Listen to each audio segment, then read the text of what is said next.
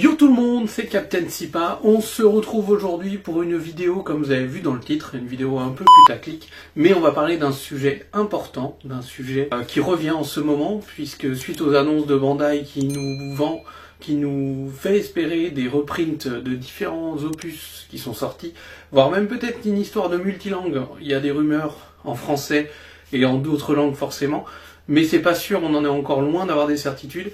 On espère tous, peut-être, alors moi pas du tout, j'espère pas du tout du français, je suis pas à la recherche de français, j'ai déjà commencé ma collection en anglais, donc je vais rester en anglais de toute manière, même si le français sort un jour, peut-être que j'ouvrirai quelques boosters par-ci par-là, mais c'est pas l'objectif de continuer une collection en français, de changer complètement de bord alors que j'ai tout commencé en anglais, donc je resterai forcément sur l'anglais. Mis à part ça, du coup, on a eu les annonces de Bandai à Los Angeles sur des potentiels reprints des différents opus, mais est-ce qu'on aura réellement un reprint du premier opus de celui-là? Je vous le montre ici dans cette belle boîte de plexiglas, de ce reprint là, je suis pas sûr. Je vous montre le derrière pour les connaisseurs, vous savez très bien ce que c'est. C'est une first print, excusez-moi, une toute première impression, les toutes premières boîtes imprimées du One Piece Card Game, c'est-à-dire que c'est quelque chose d'assez rare actuellement. Même s'il en existe encore beaucoup, je pense qu'il y a beaucoup de cases qui sont pas ouvertes, qui sont cachées chez certains investisseurs, chez certains collectionneurs même, qui ont des caisses complètes avec les 12 displays, avec le fond bleu. Mais en tout cas, c'est un objet de collection très rare et qui coûte un certain prix. Et justement, on est dans cette vidéo pour en parler de ces prix d'aujourd'hui, des prix de OP01, du tout premier opus, avec les cartes leaders, avec les alternatives ou parallèles, tout dépend de comment on en parle. Mais du coup, on va parler de tout ça et de l'évolution, et je vais essayer d'un peu discuter avec vous de moi, ce que j'ai pu acheter. J'ai retrouvé les prix auxquels je les ai eus, et aujourd'hui les prix actuels où ils sont. Il y a une sacrée différence, il y a des évolutions qui sont folles, vraiment folles, pour des cartes qui ont à peine un an de jeu. Moi qui ai fait le parallèle un petit peu, parce qu'avant j'avais auparavant des cartes Pokémon en ma possession, j'ai tout revendu, une collection, une toute petite collection de mon enfance, parce que je collectionnais les cartes Pokémon et je continue à le faire avec mes enfants. Comme vous pouvez le voir ici, vous avez de la décoration, c'est nouveau. Non, pas du tout, c'est juste que tout autour de moi, vous avez plein de dessins de mes enfants. Et donc du coup, je collectionne aussi des cartes Pokémon, avec eux, on ouvre des cartes Pokémon.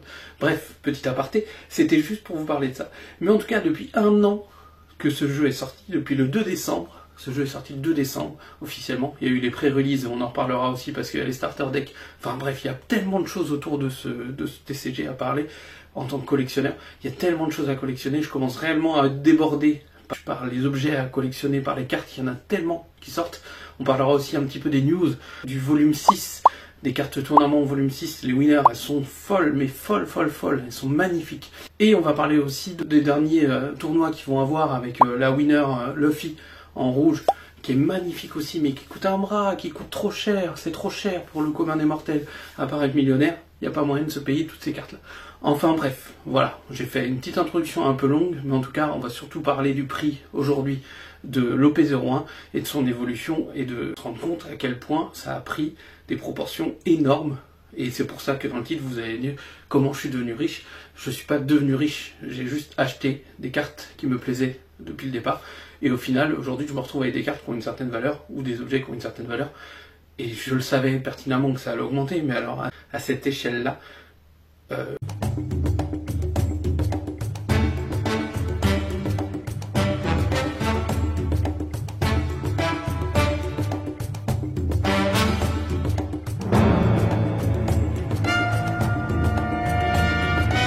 Bon, évidemment, dans cette collection, il me manque une carte. Vous vous doutez bien de laquelle, c'est la Shanks Manga.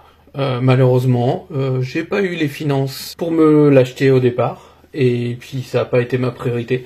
Je les trouve magnifiques. Le problème, c'est que les prix de ces cartes-là sont exorbitants. À moins de la sortir par ses propres soins. Dans une display, peut-être qu'elle est là, on sait jamais, mais en tout cas moi je me permettrai pas de mettre plus de 1000 € ou même 500, 600 € dans une carte.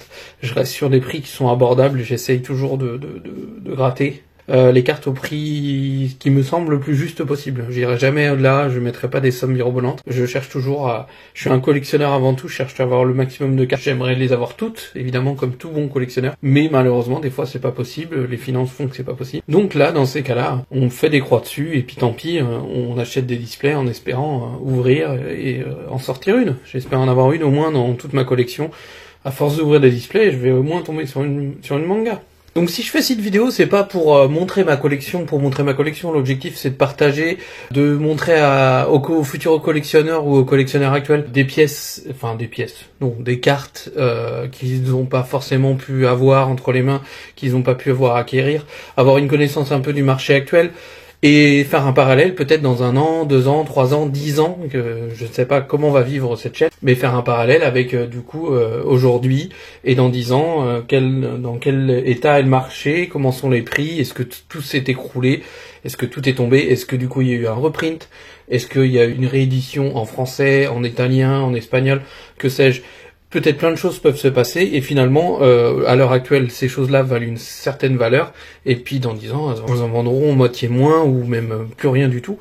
Donc c'est ça l'idée de la vidéo, c'est d'échanger, de partager. Voilà, on va partir sur l'ensemble des alternatives et des parallèles, de la moins chère à la plus chère actuellement, mais l'objectif, c'est, on parle d'argent certes, mais c'est juste pour donner un ordre d'idée, c'est pas pour dire que voilà, moi j'ai tant d'argent et ainsi de suite, même si la miniature et le titre faisait office d'eux. Mais en tout cas, là, on est juste là pour parler un petit peu de l'évolution, les cartes, de les regarder, de les observer, de voir ce qu'on a, et de profiter de ce moment-là. Je pense pas que je vais les ressortir tout le temps, ces cartes-là, de mon classeur, ou de leur protection. Je vais plutôt les garder assez longtemps dans ces classeurs, à l'abri de la poussière et de la lumière, et de les regarder de temps en temps pour me faire un petit kiff, parce que c'est vraiment un kiff pour moi d'avoir toutes ces cartes.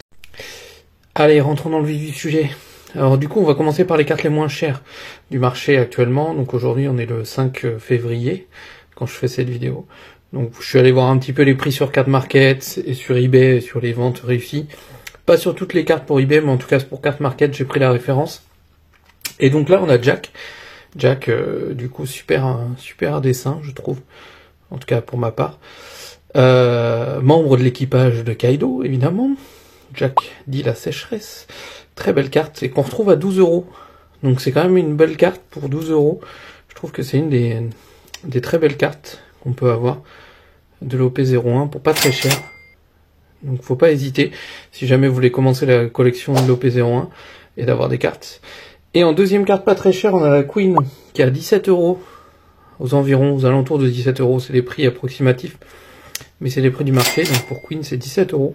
Donc c'est pareil, alors moi je suis moins fan du personnage, pareil de l'équipage de Kaido, je suis moins fan, et je suis moins fan de la carte aussi. Et là on va passer sur une carte qui est vraiment intéressante niveau prix, qui est au niveau de 20 €, il me semble, pour la Shanks, en V1, je crois que c'est ça, c'est 20 €. Donc elle est plutôt sympa, je la trouve très belle, c'est une très belle carte, c'est la secrète en version, la première secrète. Donc là on a Ulti, pareil, je trouve le dessin super joli pour Ulti. Et la Ulti, on est sur 20 €, comme la Shanks. Donc très belle carte, je trouve. Très belle artwork, pardon. Et là on est sur Crocodile. On passe du coup sur d'autres personnages. Parce que là on était surtout autour de l'équipage des 100 bêtes de Kaido, mais là on passe à Crocodile. L'arc Alabasta. Très belle carte aussi, j'aime beaucoup Crocodile. J'aime beaucoup le personnage en règle générale. Et là du coup on est sur une carte aux alentours de 22 € je crois. Je crois que c'est ça, c'est 22 €. Hop, on repasse sur un membre de l'équipage de Kaido. Pareil, King, très belle carte. Là on peut voir du coup sa version masquée. Elle est magnifique je trouve. Et du coup, King, on est sur 25 € pour la carte. C'est une belle carte pour 25 € aussi. On commence à avoir des chiffres là sur les cartes. Hein. Et ensuite, on a Kinemon, toujours le même arc. Alors c'est vrai que dans l'OP01, ils ont quand même fait vachement l'arc Kaido, pays de Wano. Mais et Kinemon, on est sur 28 €. Alors Kinemon, elle a vachement augmenté. Je suppose elle doit commencer à être jouée. Je me suis pas trop renseigné sur la méta ni sur les jeux sur les gameplays actuellement, donc je sais pas, mais en tout cas elle a pris en valeur. Et là on passe sur une des cartes. Alors vous allez voir, j'ai pas forcément pour toutes les cartes le prix que moi j'ai payé, mais en tout cas certaines oui, parce qu'il y en a beaucoup j'ai acheté en lot à l'époque. Toutes les petites cartes comme celle-ci, je les avais achetées en lot, et sinon les grosses cartes c'est plutôt des cartes à l'unité. Donc vous allez plutôt retrouver les prix que moi j'ai acheté sur les grosses cartes que sur les petites. Donc là on a Kaido, pareil, magnifique carte, toujours le même arc. Et Kaido, on est sur 31 €. Là déjà on commence à chiffrer. Une seule carte à l'unité, 31 €, et pareil la Kinemon à 28, on commence à chiffrer. Et là on va être à un autre palier. Donc là l'autre secrète, la Yamato, pareil que je trouve magnifique, ce personnage je l'adore. Le même arc toujours, encore une fois, la Yamato en secrète, qui est à 40 € actuellement. Donc pareil, elle est montée, elle est jouée davantage, il me semble. Donc elle est bien montée, Yamato. Et on va retrouver le Shanks, deuxième version, avant la manga. 3 versions dans le OP01 pour Shanks. La V1, la V2 et la V3. Et ça, c'est la V2. Et la V2 qui est à 45 €. Et cette carte-là, je m'en souviens très bien. Je galérais à la récupérer sur Vinted. Je galérais. Et il me semble avoir payé une 50aine d'euros. Il y a de ça quasiment 6-7 mois. Hein. Donc, elle a très peu bougé, cette carte. Ou alors, je l'ai payée très cher. Peut-être aussi. Mais elle était difficilement trouvable. Là, on passe à des cartes qui sont vraiment jolies au niveau du style. Vraiment très très très très jolie. Là on a la Sanji. La Sanji qui est à 50 € actuellement. Donc c'est une belle carte. Voilà. Pareil, si vous avez du budget, faut pas hésiter. Même chose pour la Luffy. La Luffy c'est une belle carte. Pareil, elle est magnifique. La carte de Luffy elle est à 60 € actuellement. Là on arrive sur des cartes qui ont quand même de la valeur.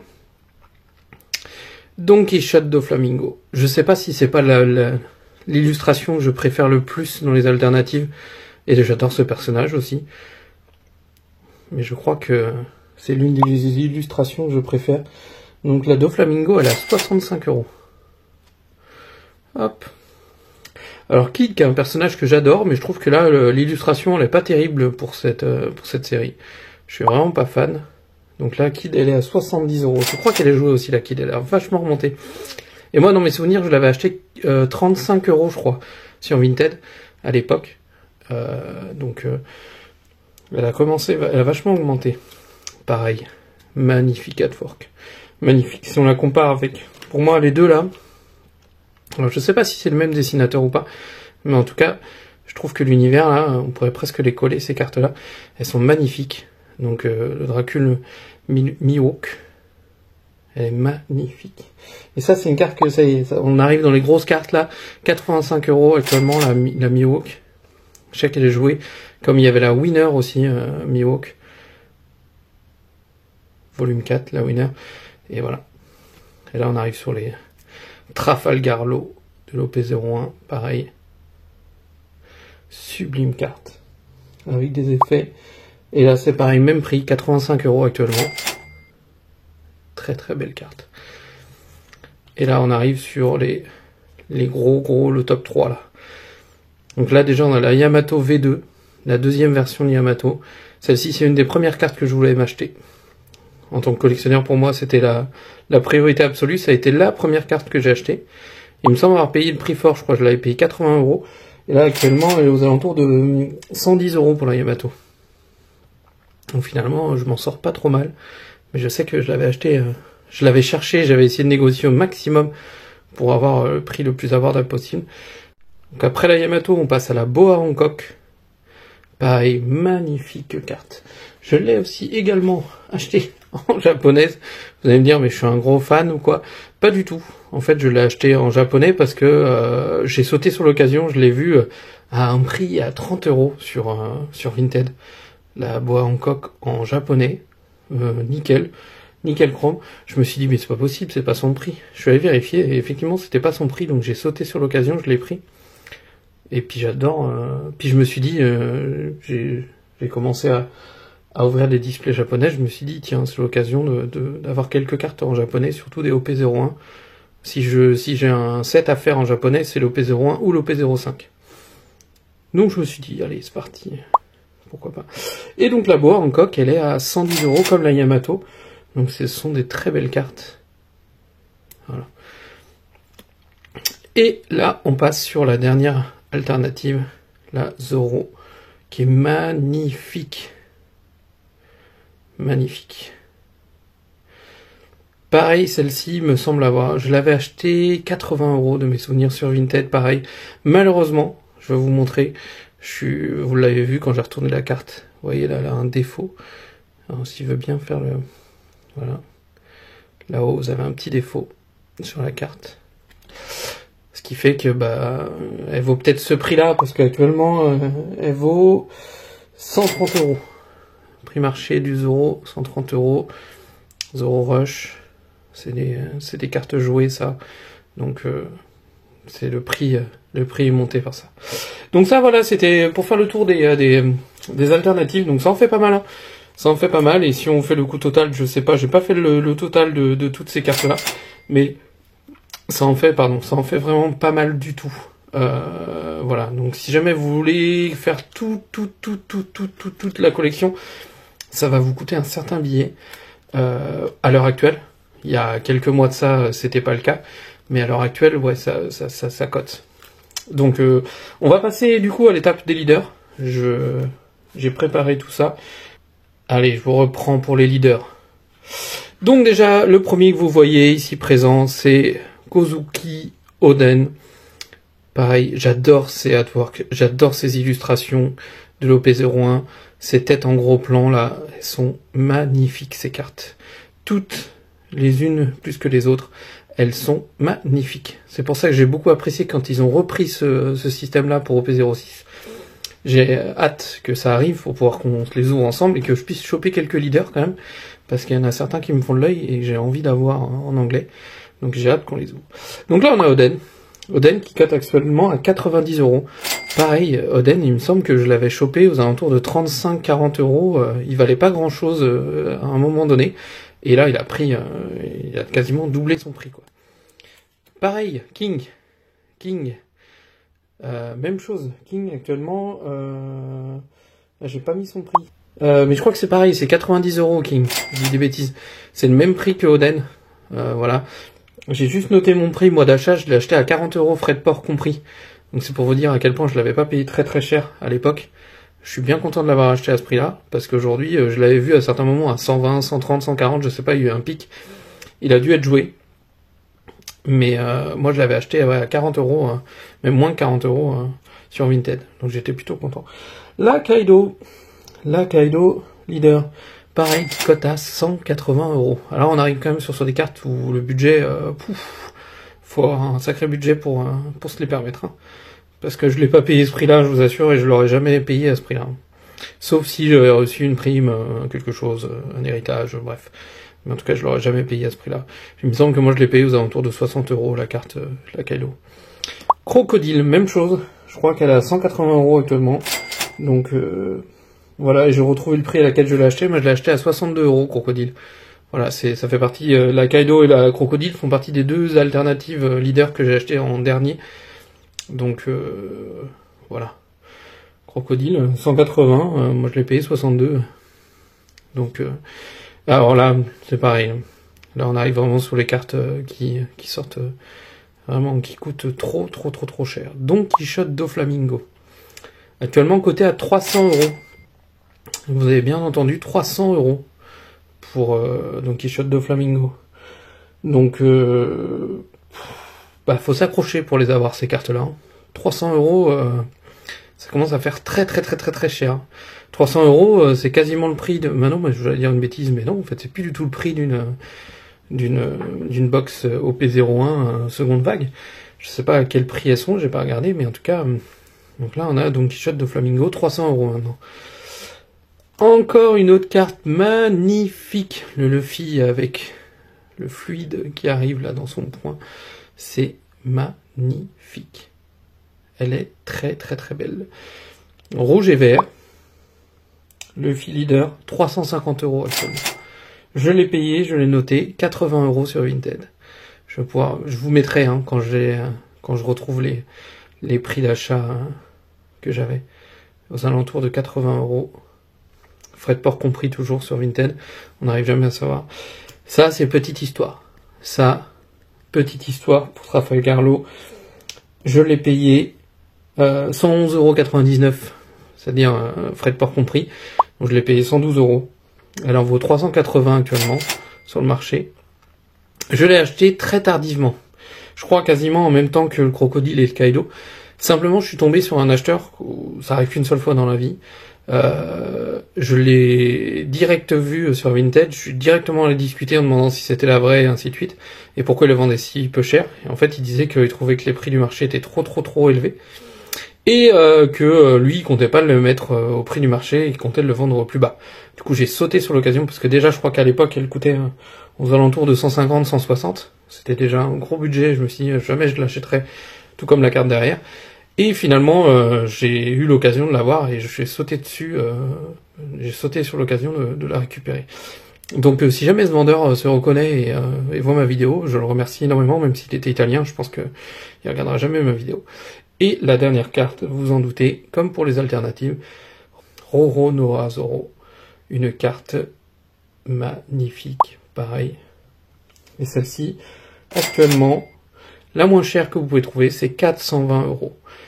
420 € pour cette carte. Rendez-vous compte. 420 € pour cette carte.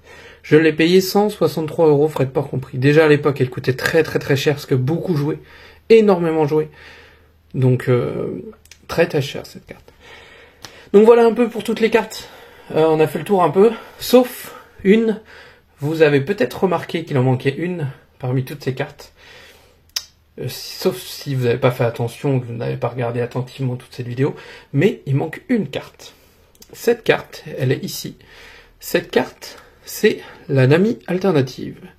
Et vous allez voir que sur le texte, ici, hop, Reveal One. Cette carte, c'est la toute première impression. Donc elle sort des premières boîtes. Parce qu'après, il y a eu des modifications sur les cartes. Donc vous avez ça aussi maintenant en tant que collectionneur. Vous avez les premières cartes, donc celles qui ont été imprimées dans un premier temps. Je vais vous mettre à côté de cette carte une image avec les 3 versions qu'elle a pu avoir en OP01. Et donc là, c'est la toute première. Et cette carte, elle cote aux alentours de 500 €. Donc juste cette carte, c'est du 500 €. Donc c'est fou. C'est-à-dire que vous allez avoir des cartes aussi avec différentes versions pour le lot leader que j'avais là tout de suite. Celui-là.